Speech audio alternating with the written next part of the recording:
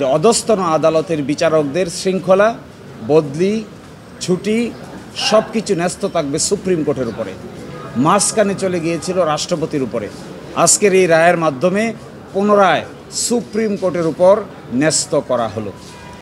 এই রায়ের মাধ্যমে বাংলাদেশের ইতিহাসে একটা গৌরব উজ্জ্বল অধ্যায়ের সূচনা হলো।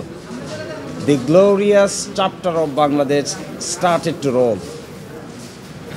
এবং এই রায়ের মাধ্যমে নির্বাহী বিভাগের করায়ত্ত এবং রাজনৈতিক প্রভাব থেকে আমাদের অধস্তন বিচার বিভাগ মুক্তি পেল।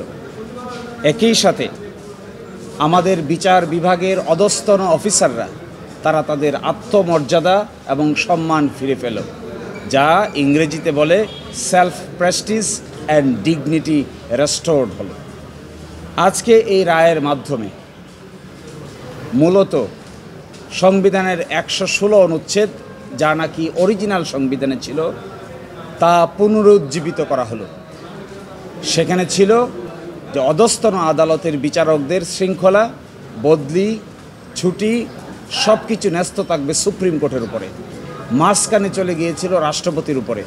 আজকের এই রায়ের মাধ্যমে পুনরায় সুপ্রিম কোর্টের উপর ন্যস্ত করা হলো। একই সাথে 2017 সালে সাবঅর্ডিনেট বিচার বিভাগীয় অফিসারদের জন্য যে ডিসিপ্লিনারি রুলস করা হয়েছিল, এই রুলস অসাংবিধানিক ঘোষণা করা হয়েছে এবং আগামী 3 মাসের মধ্যে সেপারেট জুডিশিয়াল সেক্রেটারিয়েট গঠন করার জন্য নির্দেশ দেওয়া হয়েছে। রায় প্রাপ্তির দিন থেকে 3 মাসের মধ্যে আলাদা বিচার বিভাগীয় সচিবালয় প্রতিষ্ঠার নির্দেশনা দেওয়া হয়েছে এবং এটি একটি সার্টিফিকেট দিয়েছেন হাইকোর্ট যে এটি খুবই সাংবিধানিকভাবে অত্যন্ত গুরুত্বপূর্ণ বিষয়। এই জন্য এটি সরাসরি আপিল যেন হয়, সেই জন্য সার্টিফিকেট ইস্যু করেছেন। আমি মনে করি এই যে বিচার বিভাগের স্বাধীনভাবে কাজ করার এবং মাথা উঁচু করার দাঁড়াবার যে ইতিহাস, এটি বাংলাদেশের জন্য একটি গৌরব উজ্জ্বল নতুন যাত্রা।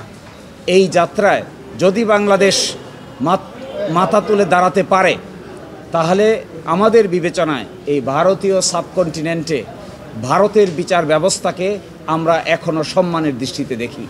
যদি আমাদের বিচার বিভাগ এই রায়ের পরে মাথা উঁচু করে দাঁড়াতে পারে, তাহলে আমাদেরকেও এই ভারতীয় উপমহাদেশে একটি নতুন বিচারিক সিস্টেমের ক্ষেত্রে গুরুত্বের দৃষ্টিতে দেখা হবে। পদ্মা সেতু, মেট্রো রেল এবং এলিভেটেড এক্সপ্রেসওয়ে নির্মাণের গর্বিত অংশীদার বসুন্ধরা সিমেন্ট। এবং এরই মাধ্যমে বাংলাদেশের বিচার ব্যবস্থার যে অনিশ্চয়তা আছে, যে ইনফ্লুয়েন্স আছে, যে প্রভাব আছে, যে সরকার যখন ক্ষমতায় আসে তখনই নিম্ন আদালতকে প্রভাবিত করতে চায়। দিনের বেলা কোর্ট বসায়, রাতের বেলা কোর্ট বসায়, রাতের গভীরে কোর্ট বসায়, যাকে ইচ্ছে তাকে নির্বাচনে অনুপযুক্ত করার জন্য রায় দরকার, কাকে বেল দিবে, কাকে বেল দিবে না, কে পছন্দের, কে অপছন্দের, এই সকল দুষ্ট চক্রের অবসান হবে। একই সাথে আমাদের অধস্তন বিচার বিভাগের অফিসারদের যে ইন্টেলেকচুয়াল ক্যাপাসিটি আছে, এই ইন্টেলেকচুয়াল ক্যাপাসিটি ব্যবহার করে তারা সকল আইনের ব্যাখ্যা দিতে পারবে। আর শুধু একটা কথা এখানে অ্যাবান্ডন কশন হিসেবে আমি বলছি, অবশ্যই নিম্ন আদালতের বিচারকদের জন্যও কোড অফ কন্ডাক্ট বা আচরণবিধি, উচ্চ আদালতের বিচারকদের জন্যও কোড অফ কন্ডাক্ট বা আচরণবিধি যতটুকু আছে, যতটুকু নাই তা প্রণয়ন করা জরুরি, যেন কেউই শেষ পর্যন্ত মনস্টার হতে না পারে।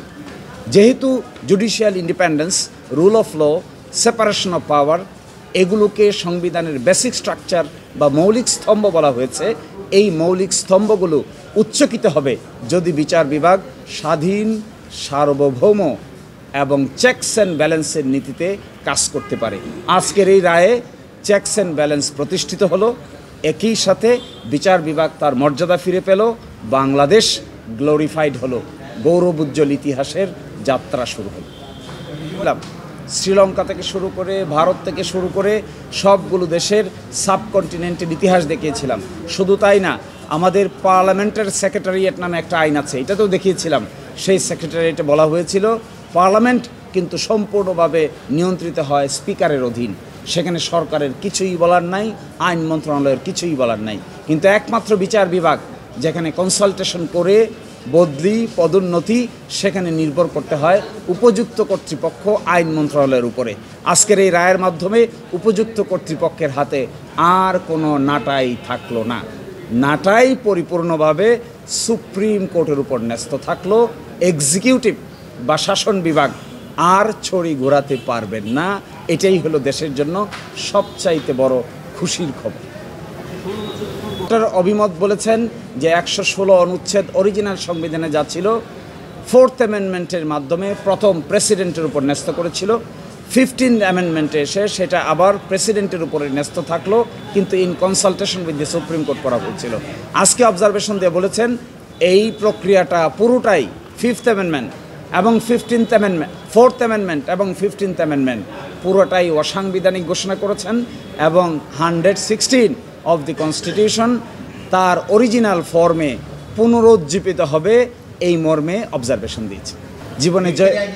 জীবনের যে কয়টা আইনি কাজ করেছি, in my mental satisfaction this is the best legal fight I have fought for the nation.